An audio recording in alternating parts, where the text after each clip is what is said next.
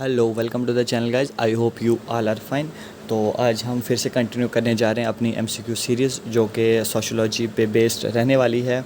तो अगर आप चैनल पे नए हो तो चैनल को सब्सक्राइब कर देना। देन आफ्टर दैट अगर आपको ये पीडीएफ चाहिए तो डिस्क्रिप्शन बॉक्स में जो है टेलीग्राम का लिंक मिल जाएगा।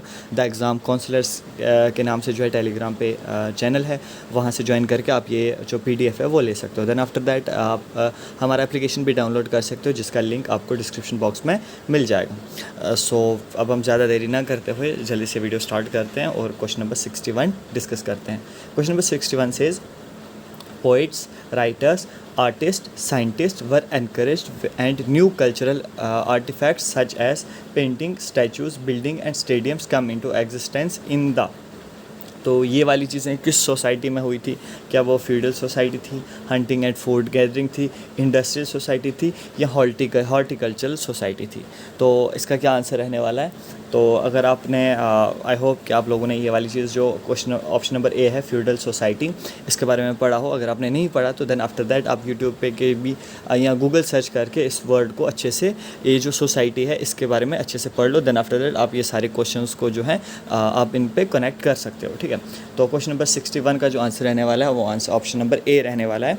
तो अगर हम इस क्वेश्चन को थोड़ा सा और डिटेल में अगर हम डिस्कस करने की कोशिश करें तो जैसे कि आपको पता ही है कि ऑप्शन नंबर बी जो है वो तो नहीं रहने वाला है। ये तो आप सबको पता है कि जो लोग हंटिंग और फूड गैदरिंग पे रहते हैं वो प्रिमिटिव काइंड ऑफ लोग होते हैं, उनको ये वाली चीज़ें नहीं पता। देन आते हैं इंडस्ट्रियल सोसाइटी। इंडस्ट्रियल सोसाइटी में इंडस्ट्रीज़ वगैरह की बात हुई। Then after that horticulture society में इज़ काइंड ऑफ डिफरेंट। लेकिन यहाँ पे हम ऑप्शन में जो है कंफ्यूज हो सकते हैं, सी और सी में तो मोस्टली कंफ्यूज हो सकते हैं। बट अगर जैसे कि मैंने आपको बोला आपको फ्यूडल सोसाइटी जो है ज़रूर पढ़ के जाना है, तो देन आफ्टर दैट आप इसको रिलेट कर सकते हो। तो मोस्ट अप्रोप्रिएट जो है ऑप्शन नंबर ए यहाँ पे आंसर हमारा रह रहा है, ठीक है। फिर आता है dash society emerge in Europe that stage when the state was unable to exercise direct control over the population. तो ये इनमें से एक सोसाइटी जो है वो यूरोप में तब आई जब when the state was enable, मतलब जो गवर्नमेंट थी वो अनेबल थी, वो डायरेक्ट कंट्रोल जो है लोगों पे नहीं कर पा रही थी, ठीक है। तो ये वाली कौन सी सोसाइटी थी जब ये आई यहाँ पे, मतलब यूरोप की बात हो रही है, तो वहाँ पे जो सोसाइटी आई वो आई फ्यूडल सोसाइटी। फ्यूडल सोसाइटी में क्या होता है कि वहाँ पे लोगों को कंट्रोल कर सकती है गवर्नमेंट। कंट्रोल कैसे कर सकती है कि काइंड ऑफ इन रिटर्न कुछ बेनिफिट्स दिए जाते हैं। जस्ट लाइक हमने अभी बात की आर्टिस्ट की, हमने बात की आर्किटेक्ट की, हमने बात की पेंटर्स की।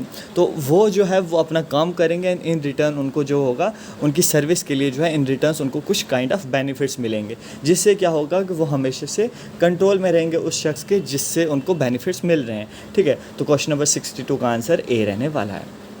अब अगर हम बात करें question number 63, in the early periods of dash the link between noble and his peasants was maintained in the form of personal agreement which ended upon the death of either party, ठीक है। तो in the early periods of option question number हम 63 discuss करें। Question number 63 में भी जैसे कि मैंने आपको बोला दो तरीके के लोग होते हैं फ्यूडल सिस्टम में। आपको थोड़ा सा बता दूं, इसमें से एक होता है सर्विस गिवर, एक होता है जो सर्विस लेता है, ठीक है। काइंड ऑफ पेंटर की अगर हम बात करें तो पेंटर क्या करता है, वो किसी के लिए पेंटिंग बनाता है और जिसके लिए वो पेंटिंग बनाता है वो उसको पैसे देता है। तो फ्यूडल सोसाइटी में क्या होता है, एक ऐसा एग्रीमेंट होता है, काइंड ऑफ एग्रीमेंट होता है। इस जब जैसे ये सोसाइटी बनी थी ना, in the early period of feudal society, the link between noble and his pageants, मतलब जो उनका रिश्ता है, ठीक है। जैसे कि एक आर्किटेक्ट है, ठीक है, और आर्किटेक्ट जो है उसका खुद का रिश्ता उसके मालिक के साथ या उसके ऑनर के साथ या उस स्टेट के साथ, उस गवर्नमेंट के साथ ऐसा रिश्ता है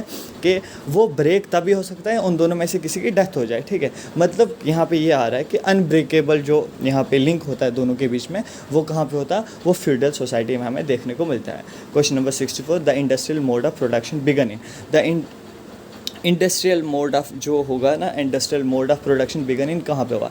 देख लो, अमेरिकाज जो होते हैं ना, अमेरिका जब आप वर्ल्ड हिस्ट्री पढ़ते हो तो आपको पता होता है कि अफ्रीका में तो सिर्फ स्लेव्स थे, ठीक है। अफ्रीका में स्लेव्स रहते थे, क्योंकि उन पे ऑलरेडी जब ये अगर हम यूरोप की बात करें ना, खासकर जर्मनी, अच्छा स्वीडन, स्पेन और पुर्तगीज़, डच, इन सब की अगर हम बात करें, इंग्लैंड की, तो ये लोग कुछ ज़्यादा ही, मतलब पहले शायद आप कह लो कि इनकी आँख कुछ ज़्यादा पहले ही खुल गई थी, ठीक है। इन्होंने मतलब बहुत ज़्यादा चालाकी से पूरी दुनिया पे कब्ज़ा कर रखा था। एक कोट बताता हूँ, the sun never sets on England, ये कोट होता है कि इंग्लैंड पे कभी सूरज नहीं ढलता। ये क्यों कोड था? क्योंकि दुनिया के चारों तरफ उनके जो है ना, उनके कब्ज़े में ज़मीनें थी, ठीक है। तो अगर इंग्लैंड, खासकर जो मेन इंग्लैंड है, वहाँ पे अगर रात होती थी तो जापान जो उनके कंट्रोल में होता था वहाँ दिन होता था। अगर जापान में रात होती तो वहाँ कंट्रोल होता, इंडिया में कंट्रोल था। तो इस काइंड ऑफ थिंकिंग के लोग थे ये इंग्लैंड वाले। तो इनका एक कोड था, the sun never sets on England. तो वही वाली बात आ गई। तो अब अगर यहाँ पे बात करें इंडस्ट्रियल फेज़ कहाँ से आएगा, यानी कि रेवोल्यूशन यानी कि डेवलपमेंट अगर होती है तो कहाँ होगी? ऑब्वियसली यूरोप में होगी। तो सबसे पहले यूरोप में अगर कहीं पे डेवलपमेंट हुई वो सबसे ज़्यादा इंग्लैंड में हुई, ठीक है। सबसे पहले वाली जो अगर हम डेवलपमेंट की बात करें तो वो इंग्लैंड में हुई, ठीक है। Then after that secondary group like corporation, political parties, business houses come into existence in which of these societies. अगर हम यहाँ पे बात करें जो सेकेंडरी ग्रुप्स हैं, एक होता है प्राइमरी ग्रुप जिसमें कौन से लोग आते हैं? पीजेंट्स आते हैं, फार्मर्स आते हैं, ये वाले लोग आते हैं, ठीक है, जो प्रोड्यूसर्स होते हैं, ठीक है, प्राइमरी ग्रुप।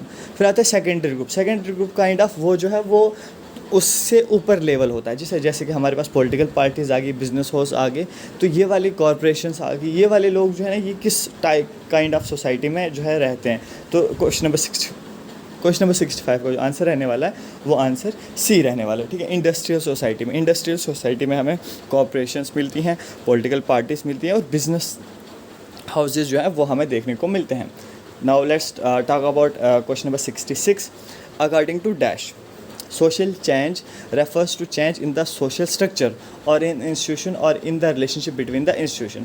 तो अब यहाँ पे कह रहा है कि किसने कहा है, किसने ये टर्म दी है। क्वेश्चन नंबर 66 में जो है ये टर्म किसने दी है कि सोशल चेंज का क्या मतलब होता है? सोशल चेंज का मतलब होता है कि सोशल स्ट्रक्चर का चेंज हो जाना, सोशल इंस्टीट्यूशन का चेंज हो जाना, या दो जो स्ट्रक्चर्स हैं, दो इंस्टीट्यूशन हैं, उन दोनों के बीच में जो रिलेशनशिप था उसका चेंज हो जाना। तो ये जो थ्योरी है, ये थ्योरी किसने दी है कि सोशल चेंज का मतलब होता है कि सोशल स्ट्रक्चर का ही चेंज हो जाना, यानी कि आपके समाज का ही बदल जाना। मतलब एक गांव था, उसका समाज, उसका तौर तरीका, वहाँ पे लोगों का खाना, लोगों का पहनना, लोगों का रहना सहना, वो काइंड ऑफ डिफरेंट था, ठीक है। तो सोशल चेंज का मतलब हुआ कि उन्होंने एक तो अपना सारे का सारा जो चीज़ें थी वो बदल दी, ठीक है। सेकंड थिंग इज़ उनके स्ट्रक्चर में तो चेंज आया। सेकंड थिंग उनका दूसरों के साथ जो रिश्ता था उसमें चेंजेस आए।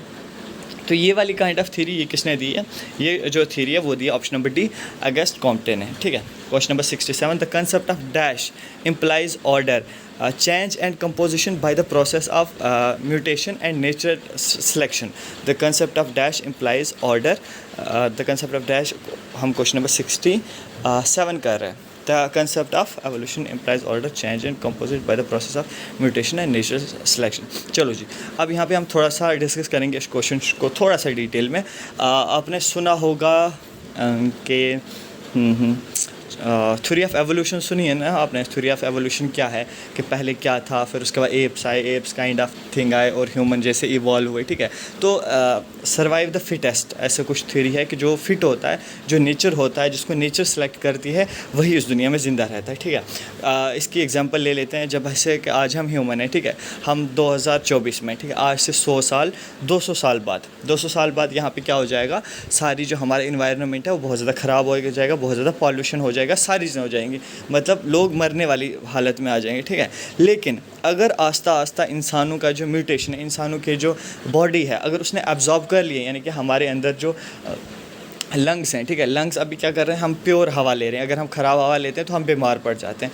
अगर हम वक्त गुजरने के साथ साथ इन लंग्स ने ऐसा खुद को चेंज किया, ऐसा खुद को अडॉप्ट किया कि जब हम पॉल्यूशन वाली सांस भी लें तो लंग्स जो हैं ये फ़िल्टर कर दें, मतलब फ़िल्टर इन द सेंस ये जो है पॉल्यूशन वाली सांस को भी है थोड़ा सा अब्जॉर्ब करके हमें ज़िंदा रखने में हमारी हेल्प करें। तो 2024 में वही लोग ज़िंदा रह पाएंगे जिनमें ऐसे म्यूटेशन होंगे, ऐसे चेंजेस होंगे। अदरवाइज़ क्या होगा कि ह्यूमन पॉपुलेशन क्या हो जाएगा 2024 से 200 साल बाद, यानी कि 4024 में क्या हो जाएगा? इंसान ख़त्म हो जाएंगे। तो वही आ रहा है the concept of evolution, option number A is the right answer, implies order. Evolution जो है ये कहाँ पे होता है? ये चेंज में मतलब बिलीव करता है। Composition by the process of mutation, mutation क्या होती है? Mutation is kind of change. किस में चेंज? हमारे स्ट्रक्चर में चेंज हो जाना। मैंने कहा कि हमारे लंग्स जो है ना वो फिल्टर करने लग जाएंगे पोल्यूशन को भी, तो ये एक म्यूटेशन होती है। समझ रहे हो म्यूटेशन क्या होती है? चेंज होता है, म्यूटेशन होती है। एंड नेचर सिलेक्शन, और नेचर जिसको सिलेक्ट करती है। नेचर सिलेक्शन क्या होता है? मान लो इस तरीके के ग्लेशियर्स पिघल गए, हमें पानी नहीं मिला, तो फिर ज़िंदा कौन रहेगा? वही ज़िंदा रहेगा कि जो क्या होगा, पानी में ज़िंदा रहेगा। यानी कि अगर सारे ग्लेशियर्स पिघल गए, ठीक है, दुनिया सारी जो है, दुनिया का सारा लैंड मास जो है पानी में डूब जाएगा, हम लोग पानी में डूब जाएंगे, फिर कौन जिएगा? वही लोग वही जिएंगे जो एक्वाटिक होंगे, यानी कि वो एनिमल्स ज़िंदा रहेंगे जो समंदर में रहते हैं। इसका मतलब क्या हुआ? नेचर ने किनको चुना? नेचर ने उनको चुना। या मान लो उल्टा हो जाए, दुनिया में पानी ख़त्म हो जाए, तो ज़िंदा कौन रहेगा? लैंड वाले लोग रहेंगे, क्योंकि पानी ख़त्म हो गया, तो एक्वाटिक तो पानी के बिना सर्वाइव नहीं करेंगे। इतना सा पानी रहेगा कि हम लोग पी सकते हैं उस चीज़ के लिए। तो नेचर का सिलेक्शन भी यहाँ पे ज़रूरी है। तो question number 67, the concept of evolution की यहाँ पे बात हो रही है। Question number 68, which of the following theory is based on the assumption that history of human society represented the history of development from a simple to complex society? ठीक है, question number 68 हमसे क्या कह रहा है?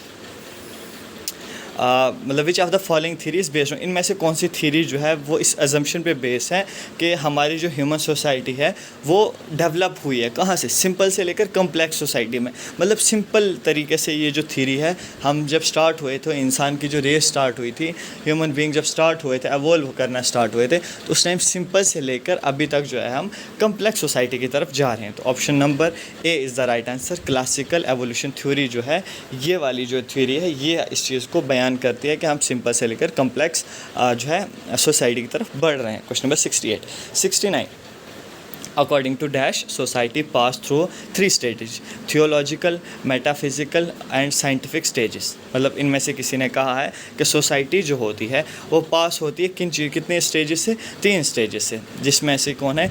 Theological, metaphysical and scientific. तो ये जो डायरेक्ट है, इसमें समझाने वाली कोई बात नहीं है। तो ये वाली चीज़ आपको कहाँ से करनी पड़ेगी? डायरेक्ट आपको जितनी भी थीरीज़ है ना इंपॉर्टेंट, वो सब पढ़नी पड़ेंगी। तो ऑप्शन नंबर, इसका जो राइट आंसर रहने वाला है ऑप्शन नंबर ए। 69 का option number A is the right answer. August Comte की ये जो है ये थीरी है। सो देन आफ्टर दैट हम लोग बात कर रहे हैं, विच of the following stage mark the believe in super nature. ठीक है, अब यहाँ पे बात हो रही है मेटाफिजिक्स की, सॉरी थियोलॉजिकल स्टेज की। Just a second, which of the following stage mark the believe in super nature. Question number 70, theological stage जो है, थियोलॉजिकल स्टेज जो है, यहाँ पे हमारी बात होती है किसकी? सुपर नेचर की। Super nature in the sense कि वही वाली चीज़ें आगे जिन पे हम बिलीव नहीं करते, मतलब जिन पे बिलीव करना मुश्किल हो जाता है। Just like kind of super natural thing के सुना होगा आपने, काइंड ऑफ चुड़ैल काइंड ऑफ थिंग। ठीक है, सुपर नेचुरल है, हमें नहीं पता एग्जिस्टेंस है नहीं है, वो अलग बात है। तुम में से किसी को मिले तो मुझे बता देना। तो इस काइंड ऑफ थिंग है ना, कुछ सुपर नेचुरल पावर होती है, सुपर नेचुरल पावर होती है। फलाना इंसान जो है हवा में अपने हाथ को ऐसे कर दे तो पूरा पेड़ हवा में उठ जाता है। This is kind of super natural thing. तो ये वाली चीज़ें हमें किस स्टेज में मिलती हैं? ये मिलती हैं थियोलॉजिकल स्टेज में। Option number B is the right answer. Question number 21, the dash views exogenous forces as the source of major changes in the society. अब ऐसा नहीं है कि अब आप कल वो चुड़ैल वाली बात सीरियस लेके बैठ जाओ फिर मेरे को डराने लग जाओ। Question number 71, the dash views exogenous force that forces as the source of major change in the society. Question number 71 हमसे क्या कह रहा है?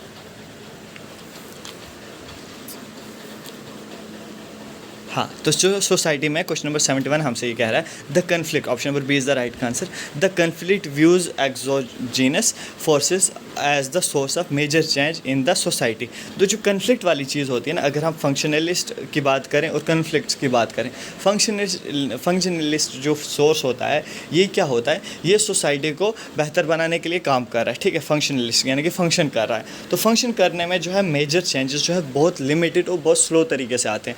बट अगर हम कन्फ्लिक्ट की बात करें, कन्फ्लिक्ट में क्या होता है कि मेजर चेंजेस आते हैं इन द सोसाइटी में, मेजर चेंजेस आ जाते हैं। Major in the sense conflict एक ऐसी चीज़ है, उसने जो है कि कन्फ्लिक्ट में क्या होता है कि मेजर चेंजेस जो है था बहुत फ्रैक्शन ऑफ से विद इन जो है पर्टिकुलर टाइम जो है कन्फ्लिक्ट में जो है सोसाइटी चेंज हो जाती है। तो व्यूज़ जो एक्सोजीनस फोर्सेस हैं, जैसे कि सोर्स ऑफ मेजर चेंजेस जो हो जाती हैं, वो कौन सी होती हैं? वो कन्फ्लिक्ट होती हैं। अब आप शायद आगे इसको फर्दर ना बताऊँ, जैसे कि फ़िलिस्तीन का इशू है, वहाँ कन्फ्लिक्ट है, तो जो चीज़ें हैं वो बहुत जल्दी बदल जाती हैं। जैसे कि हमने रशिया और यूक्रेन की वार देखी, अगर उन्होंने कोई चीज़ बदलनी होती तो उसमें टाइम लगता है, ठीक है, फंक्शनलिस्ट थियोलॉजी के अकॉर्डिंगली वहाँ टाइम लगता है, बट उन्होंने वार कर दी और वार के अकॉर्डिंगली ऊपर की नीचे ज़मीन होगी, ठीक है।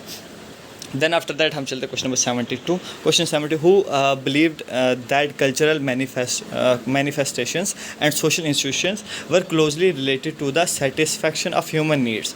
कौन कहता है कि cultural manifestation and social institution were closely, ये दोनों क्लोजली रिलेटेड थे for the to the satisfaction of human needs. Question number 72,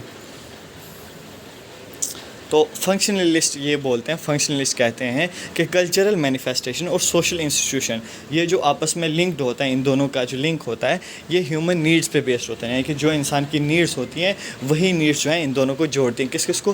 cultural manifestation as well as social institution को कौन जोड़ता है? ये हमें ह्यूमन नीड्स जोड़ती हैं। ये हमें कौन कहता है, कौन ये इस चीज़ को बिलीव करता है? तो फंक्शनलिस्ट इसको बिलीव करते हैं कि human needs are the thing.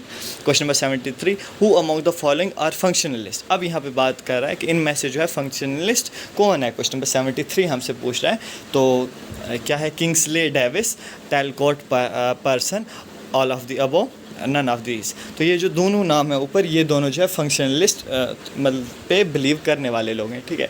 अब आपको क्या करना है? अब आपको एक लिस्ट बनानी है, ठीक है। अभी मैं पिछले 3 या 4 लेक्चर से जो डिस्कस कर रहा हूँ सोशलॉजी में, हो सकता है सोशलॉजी ने इन पर्सनैलिटीज़ को पढ़ लिया होगा, सोशलॉजी जिनका सब्जेक्ट रहा है, जिनका नहीं है। आप लोगों को क्या करना है? Female, just a second, sorry.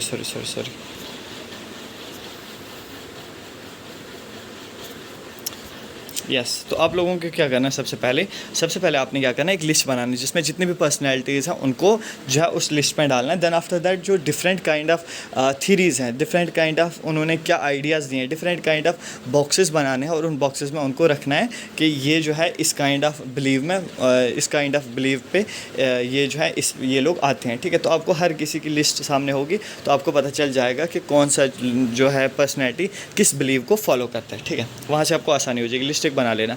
Who among the following is not a functionalist. अब इनमें से फंक्शनलिस्ट नहीं है। जैसे कि ऊपर 2 नाम है, Kingsley Davis is a functionalist and Talcott Parsons, ये भी फंक्शनलिस्ट है। तो कार्ल मार्क्स यहाँ पे ऑप्शन हो जाएगा कि वो जो है क्वेश्चन नंबर 74 कार्ल मार्क्स जो है ये फंक्शनलिस्ट नहीं है। 75 a theory of dash is a theory that sets to uncover the general condition to maintain stability in the society. अब 75 का है कि एक थ्योरी है। कौन सी थ्योरी है? Social equilibrium is a theory that sets to uncover the general condition to maintain stability in society. तो ये question option number A is the जो सोशल इक्विलिब्रियम वाली थ्योरी है। तो ये वाली थ्योरी जो है sets to uncover the general condition to maintain stability in the society में जो है ये स्टेबिलिटी मेंटेन करने का काम कौन सी थ्योरी करती है? Option number A is the right answer. Question number 76, which of the following theorists explain change in the term of antagonism and tension producing elements. Question number 76, which of the following theorists explain change in terms of antagonism and tension producing elements? अब यहाँ पे ये जो theorist हैं, कौन से theorist जो है वो हमें बताते हैं, एक्सप्लेन करते हैं antagonism and tension producing elements. Question number 76 हमसे जो पूछ रहा है, क्वेश्चन नंबर 76 का आंसर आपको दिख गया होगा वहाँ पे चीज़ें। जब यहाँ पे वर्ड आ गया ना tension producing elements, tension producing elements जो है हमें हमेशा कन्फ्लिक्ट में मिलते हैं। जहाँ पे 2 लोगों की वॉर हो रही है, 2 लोग जंग में हो, 2 लोगों का कन्फ्लिक्ट हो। कन्फ्लिक्ट सिर्फ जंग का नहीं होता, कन्फ्लिक्ट जो है माइंड्स का होता है, कन्फ्लिक्ट जो है थॉट्स का होता है। आप कह रहे हो कि दुनिया जो है आप कह रहे हो कि बाहर गर्मी है, ठीक है, दूसरा बंदा कह रहा है बाहर सर्दी है, तो ये भी काइंड ऑफ कन्फ्लिक्ट हुआ। इस कन्फ्लिक्ट में क्या होगा? टेंशन क्रिएट होगी। टेंशन प्रोड्यूसिंग एलिमेंट है ये वाली चीज़। इसमें ऐसा तो नहीं है ना कि आप दोनों एक दूसरे को क्या करते हो, एक दूसरे की बात को सहमति देते हो, यानी कि एग्री करते हो, आप डिसएग्री कर रहे हो, तो कन्फ्लिक्ट काइंड ऑफ कन्फ्लिक्ट हो रहा है यहाँ पे। तो ऑप्शन नंबर ए कन्फ्लिक्ट थ्योरिस्ट क्या कहते हैं? तो ये वाली चीज़ को बोलते हैं antagonism and tension producing element. कहाँ पे हमें मिलता है? हमें मिलता है कन्फ्लिक्ट थियोलॉजिस्ट में। थियोरिस्ट यार कुछ हो गया है मेरी प्रोनाउंसिएशन को आई डोंट नो कि मतलब कभी कभी मेरे वर्ड्स ये हो रहे हैं, आई डोंट नो, पिछले कुछ दिनों से हो रहा है। Question number 77, these theorist focus on instability and conflicting areas of society. Question number 77 हमसे पूछ रहा है, क्वेश्चन नंबर 77 हमसे क्या पूछ रहा है, these theorist focus on instability and conflicting areas of society. अब आपको सामने सामने दिख रहा है फंक्शनलिस्ट, मैंने कहा था आपको फंक्शनलिस्ट क्या करते हैं, वो सोसाइटी को फंक्शन करते हैं। एक पॉलिटिकल पार्टी का लीडर है, वो कहता है कि सोसाइटी को फंक्शन करने दो, कोई किसी को कोई नीड है उसको वो नीड पूरी करो, कहीं पे पानी चाहिए उसको पानी दो, कहीं पे ट्रांसपोर्ट चाहिए उसको ट्रांसपोर्ट दो। लेकिन जहाँ पे कन्फ्लिक्ट की बात आती है वहाँ कन्फ्लिक्ट होता है, वहाँ दो पॉलिटिकल पार्टीज़ में क्या होगा, कन्फ्लिक्ट होगा।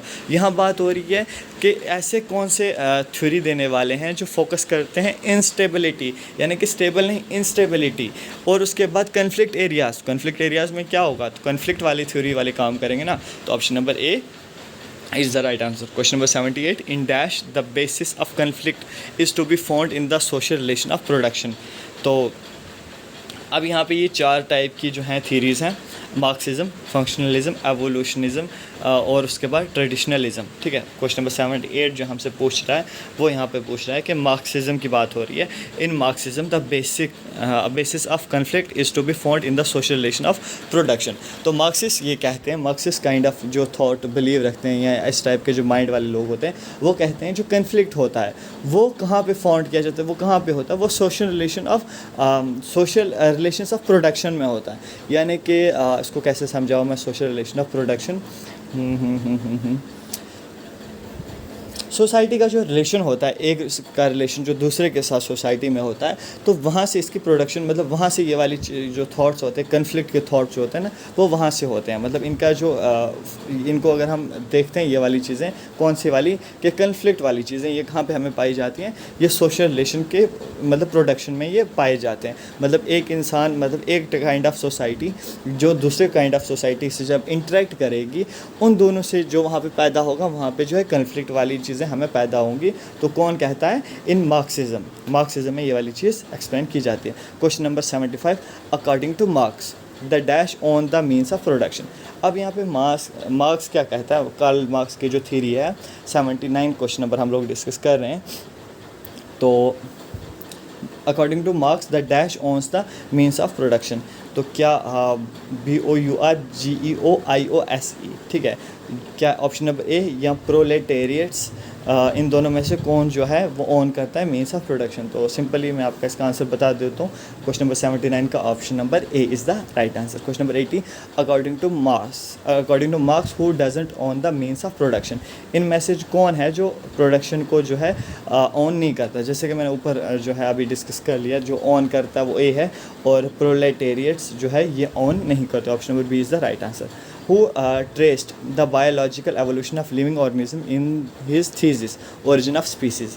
अब यहाँ पे आपको origin of species के बारे में पता होना चाहिए। इनमें से कहा जा रहा है कि किसने ये पाया कि biological evolution of living organism अपनी थीरीज़ में, मतलब अपने जो थीसिस लिखा था उन्होंने, थीसिस पता है ना आपको कि जब हम MA करते हैं, मास्टर्स करते हैं, वहाँ पे हमें थीसिस लिखनी पड़ती है। थीसिस इन द सेंस एक स्मॉल काइंड ऑफ बुक होती है एक टॉपिक पे। मोस्टली पहले जो है था MPhil होता था। MPhil आप लोगों को अब तो शायद वो डिग्री नहीं है, तो MPhil एक काइंड ऑफ 1 साल की डिग्री होती थी। जो PhD है ना, PhD से पहले MPhil होता था, ताकि इंसान की प्रैक्टिस हो जाए कि PhD में बुक कैसे लिखी जाती है। तो ठीक है, उसको थीसिस बोलते हैं।